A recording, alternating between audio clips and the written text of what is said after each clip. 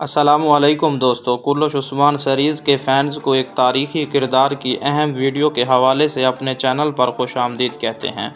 دوستو، سلطنت عثمانیہ کی شاندار تاریخ سے کون واقف نہیں ہے۔ آج کی اس ویڈیو میں سلطنت عثمانیہ کے بانی عثمان غازی کی اکلوتی شہزادی فاطمہ خاتون کی تاریخ زندگی پر مکمل بات چیت کریں گے۔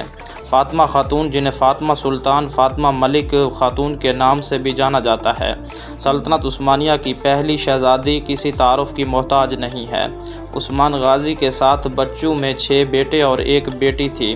بیٹوں نے جہاں تاریخ سلطنت عثمانیہ کے دوسرے سلطان اورحان اور ان کے بھائی علاؤالدین کو یاد رکھتی ہے، وہاں ساتھ ہی ساتھ عثمان بے کی اکلوتی شہزادی فاطمہ خاتون کا بھی کردار ادا کرتا ہے۔ اماں حلیمہ کی نسب سے عثمان غازی اور مال خاتون کی یہ شہزادی تلوار بازی اور تیر اندازی میں خوب مہارت رکھتی تھی۔ فاطمہ خاتون 1884 کو سوگوت میں پیدا ہوئی۔ 1884 میں جب فاطمہ خاتون پیدا ہوئی تھی تو اسی وقت عثمان بے کے بھائی گندوگدو بے کی ولادت ہوئی تھی۔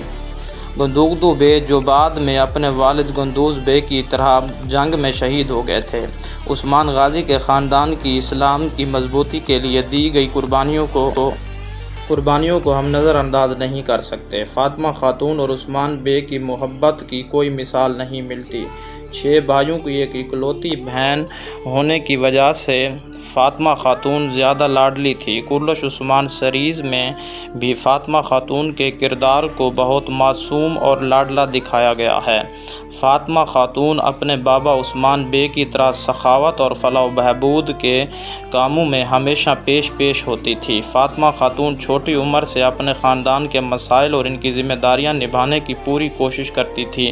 عثمان غازی جب بھی کسی جنگی مہم سے واپس آتے تو عثمان بے پہلے اپنی بیٹی فاطمہ خاتون سے ملتے تھے۔ عثمان غازی اور اورحان کی طرح عثمان بے کے باقی خاندان کی تاریخ اس قدر واضح نہیں ملتی۔ فاطمہ خاتون کی شادی